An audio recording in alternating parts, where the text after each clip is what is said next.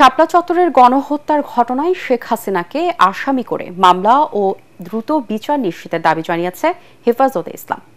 সোহরাওয়ার্দী উদ্যানের মহাসমাবেশে বক্তারা বলেন, কোনো যদি কিন্তু ছাড়াই নিষিদ্ধ করতে হবে আওয়ামী লীগকে।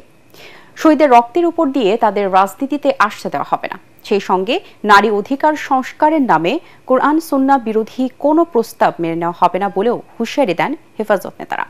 দাবি আদায় আগামী 23 মে সারা দেশে বিক্ষোভ সমাবেশ করবে দলটি। মনির হোসেন তপুকে সাথে নিয়ে রিপোর্ট করছেন আদ্দিন সজীব। আবারও লোকে লোকারণ্য সোহরাওয়ার্দী উদ্যানের এই বিশাল ময়দান।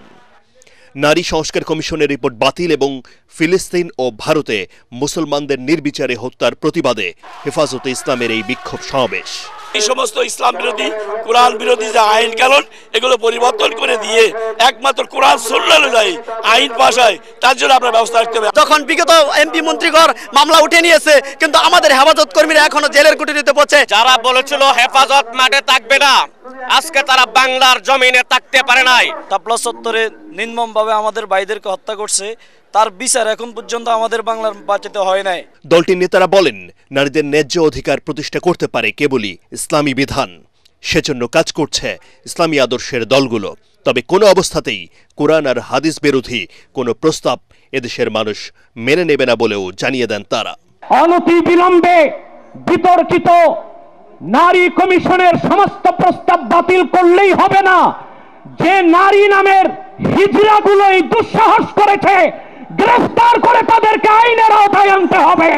শাপলার গণহত্যায়, 21-এর গণহত্যায়, জুলাই আগস্টের বিপ্লবের গণহত্যায় যে সমস্ত সন্তান শহীদ হয়েছে, ওলামায়ে কেরাম শহীদ হয়েছে, তাদের রক্তের প্রতিটা ফোঁটার হিসাব দিয়ে তারপরে দেশে ঢুকতে হবে। হেফাজতে ইসলামের শীর্ষ নেতা মামুনুল হক বলেন, আওয়ামী লীগকে যারাই পুনর্বাসনের চেষ্টা করবে তাদের বিরুদ্ধেই লড়াই চলবে। 2 মাসের মধ্যেই দলের নেতাদের বিরুদ্ধে সকল মিথ্যা মামলা প্রত্যাহারের দাবি উঠে সমাবেশ থেকে।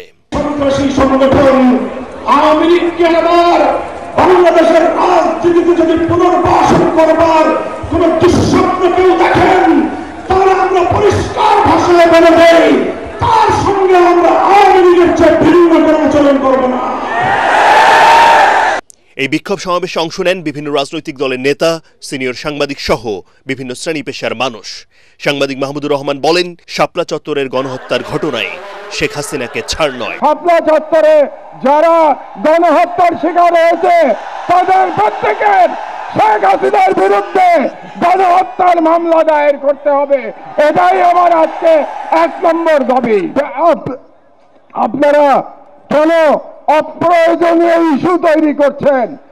নারী কমিশন করবার জন্য জুলাই বিপ্লবের তরুণেরা জীবন দেয় নাই।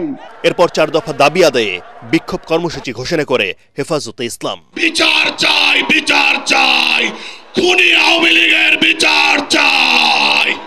ইসলামের উপরে যদি আঘাত আসে, এদেশের স্বাধীনতা সার্বভৌমত্বে যদি আঘাত আসে, এই আঘাতগুলোকে রক্ত দিয়ে প্রতিহত করার জন্য হেফাজত এখনো টিকে আছে।